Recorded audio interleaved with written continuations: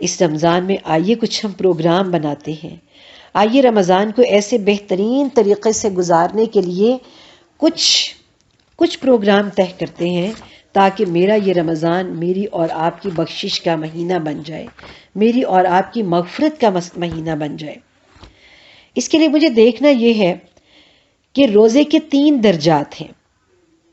پہلا درجہ یہ ہے عام روزہ، یعنی کھانے پینے اور خواہشات سے بچنا۔ دوسرے خصوصی روزہ کہ کان، آنکھ، زبان، ہاتھ، پاؤں اور تمام اعضاء جو ہیں وہ میرے گناہوں سے پاک رہیں۔ اور خاص الخاص روزہ یہ ہے، وہ دل کا روزہ ہے کہ تمام قسم کی غیر ضروری دلچسپیوں کو، دنیاوی خیالات کو اور اللہ کے سوا ہر چیز کو مکمل طور پہ اگنور کر دیا جائے، چھوڑ دیا جائے۔ اور پھر روزے کے کچھ آداب بھی ہیں۔ وہ آداب پیارے نبی صلی اللہ علیہ وسلم نے ہمیں کیا کچھ بتائے؟ فرمایا کہ نگاہ کا روزہ کہ جن چیزوں سے دل بھٹکتا ہے اور اللہ کی یاد سے غفلت طاری ہوتی ہے ان کو نہ دیکھیں۔ زبان کا روزہ وہ باتیں نہ کریں جو حرام ہیں، غیبت، جھوٹ، چغلی۔ اور کان کا روزہ یہ ہے کہ ہم حرام نہ سنیں۔ اور اعضاء کا روزہ یہ ہے کہ تمام اعضاء کو گناہوں سے پاک کیا جائے۔ اور 5واں ادب یہ ہے رزق حلال میں اعتدال۔ اور 6واں ادب یہ ہے روزہ افطار کرنے کے بعد خوف اور امید کی کیفیت ہو۔ آئیے تقوی کے حصول کے لیے جو ٹارگٹ میرے اور آپ کے رب نے مجھے اور آپ کو دیا ہے، ہم کچھ پروگرام بناتے ہیں۔ اس کے لیے پہلی بات تو یہ ہے کہ ہمیں عزم کرنا ہے، کوئی ارادہ کرنا ہے۔ اور نمبر 2 یہ ہے کہ ہمیں اس کے لیے کچھ پلاننگ کرنا ہے، اور کچھ پریکٹیکل پروسیس کے لیے بھی ہمیں سوچنا ہے۔ اس کا ایک طریقہ تو یہ ہے کہ ہم اپنی ڈائری پہ 2 فہرستیں بنا لیں۔ ایک فہرست میں جو کام ہم کریں گے اور دوسری فہرست میں جو کام ہم چھوڑیں گے، کہ مجھے اس ماہ رمضان میں کیا کرنا ہے اور کیا چھوڑنا ہے۔ اس میں کچھ اس طرح بھی ہم کر سکتے ہیں کہ اپنے کردار کی بہتری کے لیے ہم کچھ ٹائم استغفار کرنے کے لیے، کچھ قرآن پاک کی تلاوت کے لیے، کچھ اس کے حفظ کے لیے اور کچھ اس کو سمجھنے کے لیے، اس طرح کچھ ہم نفلی عبادات کا پروگرام طے کر لیں۔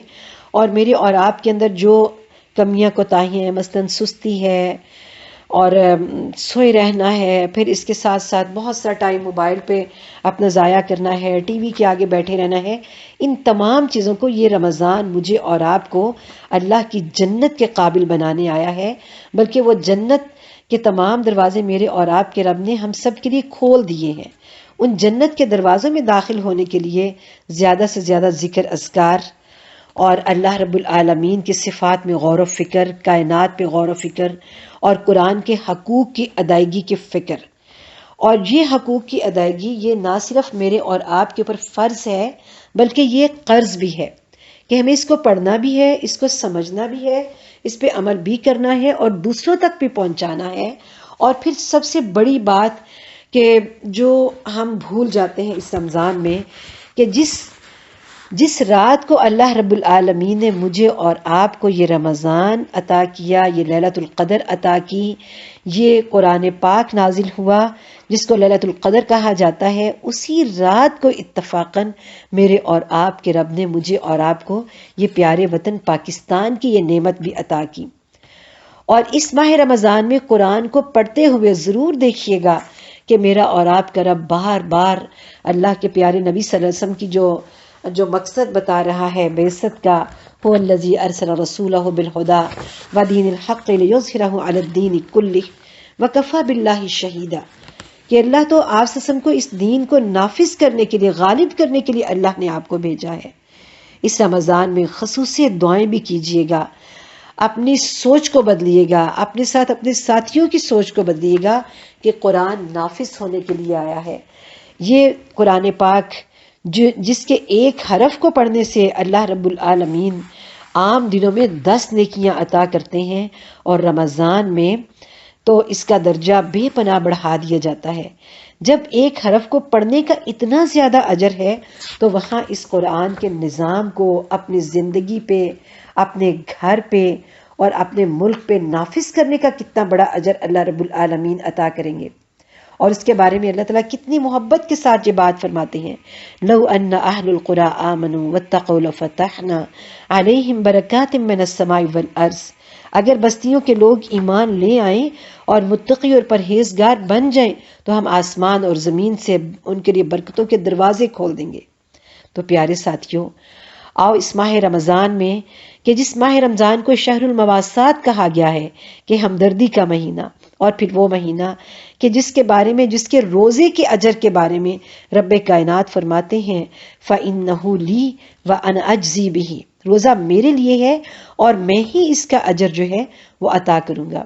آئیے اس ماہ رمضان کو اپنے لیے بہترین بناتے ہیں، اپنی زندگی کو بدلتے ہیں، اپنے اندر چینج لاتے ہیں، قرآن سے اپنا پکا تعلق جوڑتے ہیں۔ اس وقت ہم سب آئسولیشن میں ہیں، اور آئسولیشن کے اس دور میں قرآن کو پڑھنا، قرآن کو سمجھنا اور بھی میرے اور آپ کے لیے انشاءاللہ آسان ہو جائے گا۔